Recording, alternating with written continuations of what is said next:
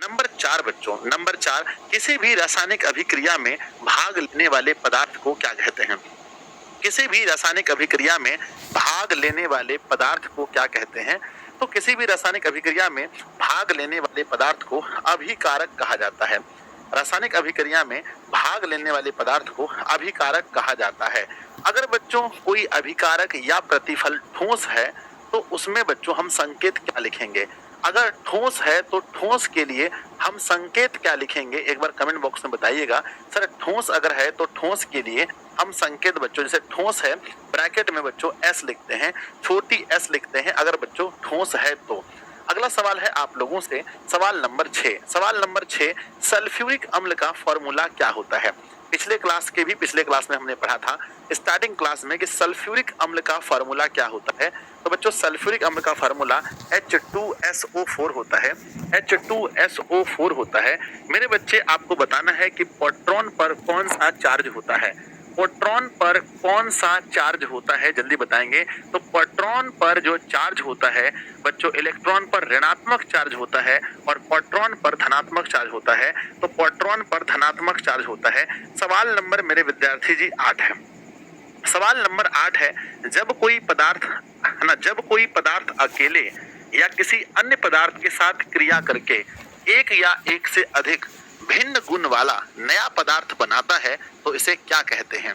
मेरे बच्चे फिर से सुनिएगा, जब कोई पदार्थ अकेले या किसी अन्य पदार्थ के साथ मिलकर एक या एक से अधिक है ना भिन्न गुण वाले नए पदार्थ बनाते हैं तो इसे क्या कहते हैं? तो इसे कहते हैं बच्चों रासायनिक अभिक्रिया। क्या कहते हैं?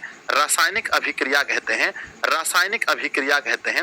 मेरे विद्यार्थी जी रासायनिक अभिक्रिया को हम किस ना रासायनिक अभिक्रिया को अगर संकेत और सूत्रों के माध्यम से दर्शाया जाए तो हम उसे क्या कहेंगे? अगर बच्चों रासायनिक अभिक्रिया को संकेत एवं सूत्रों के माध्यम से दर्शाया जाए तो उसे क्या कहेंगे? सर रासायनिक अभिक्रिया को अगर संकेत और सूत्रों के माध्यम से दर्शाया जाएगा तो हम इसे कहते हैं रासायनिक समीकरण। क्या बोलते हैं? तब हम इसे बोलते हैं रासायनिक समीकरण। तब बोलते हैं मेरे बच्चे इसे रासायनिक समीकरण कहा जाता है। नेक्स्ट सवाल है, मीथेन का फॉर्मूला क्या होता है? मीथेन का फॉर्मूला क्या होता है मेरे प्यारे बच्चों? कमेंट बॉक्स में बहुत तेजी में लिखेंगे सब लोग, मीथेन का फॉर्मूला क्या होता है। तो जल्दी सब लोग लिख रहे हैं, मीथेन का फॉर्मूला CH4 होता है। मीथेन का फॉर्मूला क्या होता है? तो मीथेन का फॉर्मूला बच्चों CH4 होता है। CH4 होता है। परमाणु जो होते हैं बच्चों, परमाणु जो होते हैं है ना परमाणु जो होते हैं वो कितने मौलिक कणों से बने होते हैं? कोई भी परमाणु कितने मौलिक कणों से बने होते हैं? मैंने कल भी ये सवाल पूछा था, आपको याद होना चाहिए। कोई भी परमाणु बच्चों 3 मौलिक कणों से मिलकर बने होते हैं। परमाणु 3 मौलिक कणों से बने होते हैं। रासायनिक अभिक्रिया के फलस्वरूप जो नया पदार्थ बनता है हम उसे क्या कहते हैं? रासायनिक अभिक्रिया के फलस्वरूप जो नया पदार्थ बनता है हम उसे क्या कहते हैं? सर नया पदार्थ जो बनता है हम उसे उत्पाद कहते हैं। नया पदार्थ जो बनता है हम उसे क्या कहते हैं? नया पदार्थ जो बनता है हम उसे क्या कहते हैं? उत्पाद कहते हैं। बच्चों अगर जिंक की अभिक्रिया सल्फ्यूरिक एसिड के साथ कराई जाए तो कौन सा गैस का उत्सर्जन होगा? अगर बच्चों जिंक की अभिक्रिया सल्फ्यूरिक एसिड के साथ कराई जाए तो कौन सा गैस उत्सर्जित होगा? बताओ कौन सा गैस उत्सर्जित होगा? अगर आप मन से पढ़ते हैं तो आपको पता होगा कि सर ऐसी स्थिति में यहाँ पर हाइड्रोजन गैस उत्सर्जित होगा। हाइड्रोजन गैस उत्सर्जित होगा। बच्चों आधुनिक आवर्त सारणी में कुल तत्वों की संख्या कितनी है? आधुनिक आवर्त सारणी में कुल तत्वों की संख्या कितनी है? तो मेरे बच्चे बताएंगे कि आधुनिक आवर्त सारणी में कुल तत्वों की संख्या 118 है। सवाल नंबर बच्चों 15 आता है कि जो पारा होता है, जो मरकरी होता है, मरकरी की परमाणु संख्या कितनी है? पारा की परमाणु संख्या कितनी है बच्चों? कमेंट बॉक्स में लिखेंगे बहुत फास्ट में कि पारा की परमाणु संख्या कितनी है, मरकरी की परमाणु संख्या कितनी है। बच्चों ने जवाब देना स्टार्ट किया है कि मरकरी की परमाणु संख्या बच्चों 80 है। 16 नंबर सवाल आपके सामने है बच्चों। 16 नंबर सवाल है, सिलिकॉन का संकेत और परमाणु संख्या बताइए। सिलिकॉन का संकेत और परमाणु संख्या बताइएगा।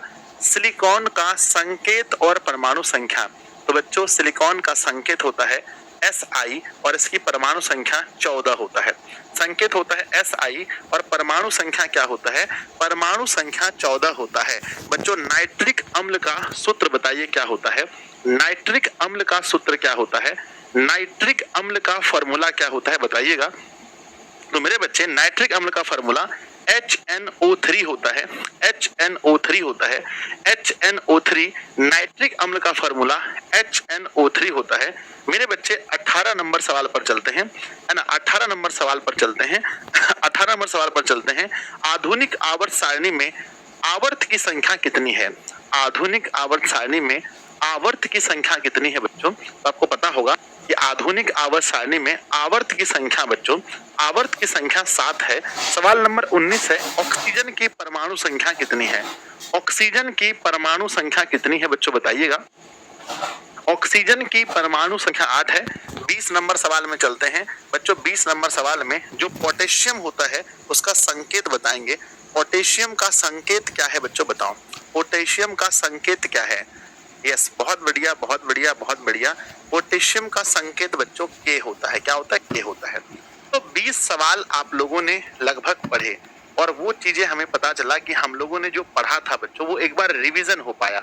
तो प्लीज एक बार बताओ कि 20 में से आपने कितना सही किया है? 20 में से बच्चों प्लीज बताओ 20 में से कितना सही किया है। और एक बार सब लोग सेशन को लाइक जरूर कर दीजिए और सभी दोस्तों के पास शेयर जरूर करना।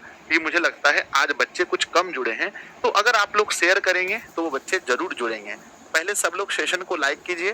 जितने ही बच्चे हैं, राहुल कुमार, अमन कुमार, प्रजापति, कौशल, ऋषु, है ना, भूमिका कुमारी, आदिति कुमारी, बलेश्वर कुमार, संगीता कुमारी, जितने भी बच्चे 20 में 20 लेकर आए हैं, 18 लेकर आए हैं, बिल्कुल बहुत बहुत आशीर्वाद है आप लोगों को।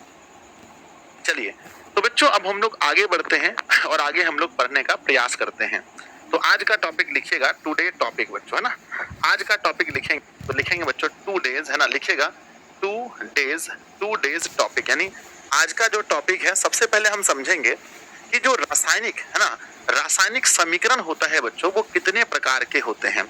आप मुझे बताइए कि रासायनिक समीकरण कितने प्रकार के होते हैं, है ना। रासायनिक समीकरण अगर हम बात करते हैं, रासायनिक समीकरण जो होता है वो कितने प्रकार के होते हैं, तो आप लोग जरूर सुने होंगे बच्चों कि रासायनिक समीकरण 2 प्रकार के होते हैं। बोलो कौन कौन सा होता है?